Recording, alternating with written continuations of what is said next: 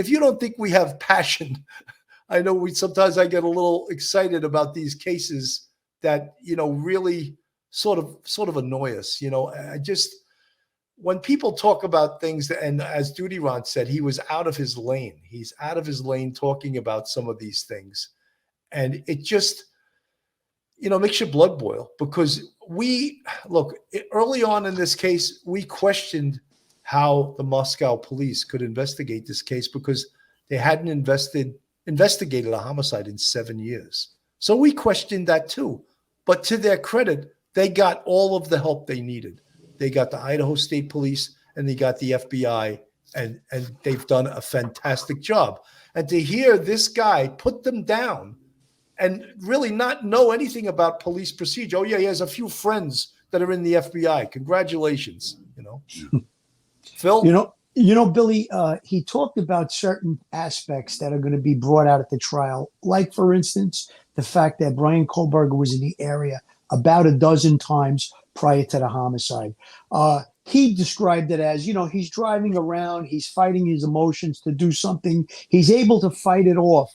That's why he went there so many times. But then he gave in and he wasn't able to overcome the homicidal rage, and he winds up doing the homicide. So again, it's like he's almost giving a defense attorney's adaptation of what might be put forth when they talk about the fact that he was in the area those dozen times. And there's several other things that he talked about with regard to the evidence. He kind of really downplayed some of the evidence, specifically the cell phone evidence and the video evidence with linking the car. He mentions that, all the times that they had video evidence of the car, there's no specific video of Bryan being at the wheel of the car. So again, a good prosecution team will bring in, let's say, the Washington State University Police and say, well, did Bryan Kohberger ever report that somehow or another he went to bed with a half a tank of gas, and when he woke up the next morning, he only had a quarter of a tank of gas, and he believed someone was using his car? Obviously, the answer would be no. Did he ever report his car stolen? Did he ever report his keys missing? Anything like that? So again, that might be something that a defense team might put forward, and there would be a good prosecutor that will be able to answer out stuff like that and bring in people that would be able to testify that that's just nonsense. Robbie, thanks for the $5 super chat. Gail Salaturi, thank you. All in law enforcement. Well, thank you for appreciating those in law enforcement. Folks, this is an all-star panel tonight. We have attorney Melanie Little, Duty Ron from Crime Time with Duty Ron, who I thank for coming on the show, and of course, Detective Phil Grimaldi. One of the things that is so powerful, and Melanie, you can attest to this, is circumstantial evidence when it's piled this high. And, it piles up. It's very difficult to argue when there's that much circumstantial evidence. He even suggested that Bryan Kohberger testify. Now that's moronic. It's that will never happen. Moronic. I know. Yeah. The only thing that he said that I agreed with during that interview is that Bryan Kohberger thinks he's the smartest guy in the room. And I agree with that. I think that Bryan Kohberger does think he's the smartest guy in the room, which is what we saw also with Alec Murdaugh. And Alec Murdaugh did testify. I don't think there's any way in hell this kid gets on the stand. I just don't. I can't see it. And we saw the same thing in Murdaugh too. That's what convicted him, circumstantial evidence. So we'll see what they have, because the hearing is coming up in June. June 26th. The preliminary hearing where they're going to set forth what their evidence is, and we're going to see. We'll see. It's soon enough. But I can bet there's a lot of it. And he didn't talk much about the victims in that interview, and that really incensed me and bothered me. I mean, he kind of, he referred to them as kids partying and this and that. How about talking about that 4 innocent kids are never going to be sitting with their families again? I don't know. The whole thing really just it rubbed me the wrong way. I've been trying to hold my cool for this whole interview. I've been very reserved about it, but this interview really is very amateurish to me. I mean, when we talk about the stuff, the specifics of the case, we don't have access to the case folder, I've said before, but we're all in a field of, we're staying in our lane where I consider myself an expert criminal investigator. I don't know everything. I'll never say that.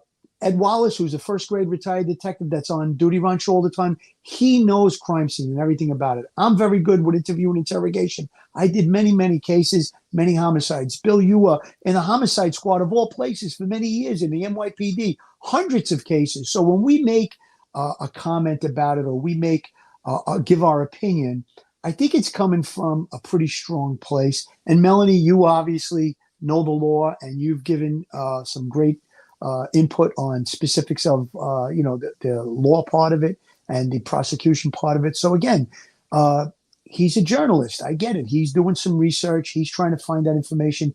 But you could see everything that he did. It was all his opinion. This is all his opinion and his theories, and I'm going to call it conspiracy theories that he came up with.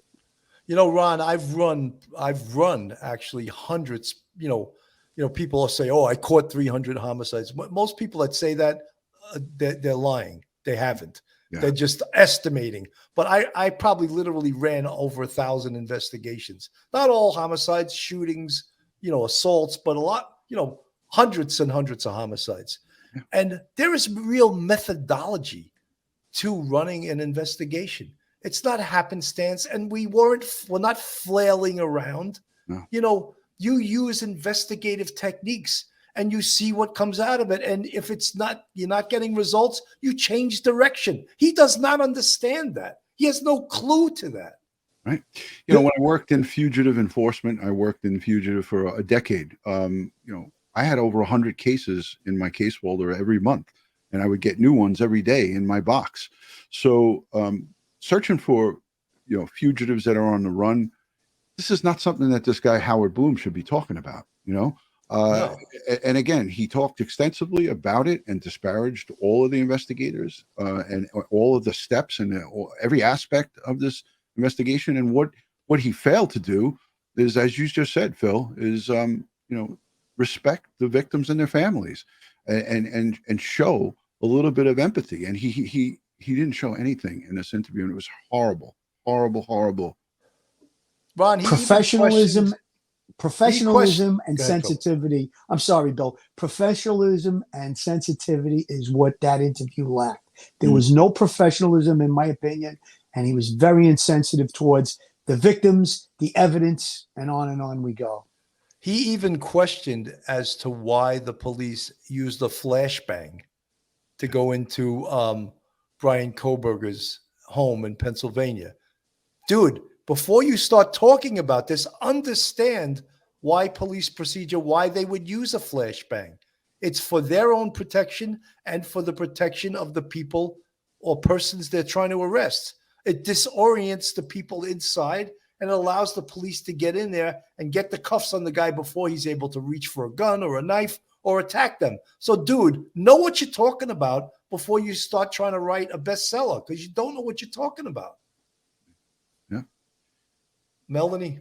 I agree. I mean, the only motivation I can see for this interview is that perhaps he's trying to endear himself to Brian Koberger and tried to get an exclusive interview with the guy for his book. That's the only thing that I can possibly think of that would cause him to behave in such a way that he was so sympathetic towards him. It was just gross. Yeah, which in itself gross. Is sickening, is actually sickening. If he's doing it for, people will say, "Oh, well, we do this for clicks." He's doing it to sell books, but we try to be factual in what we report.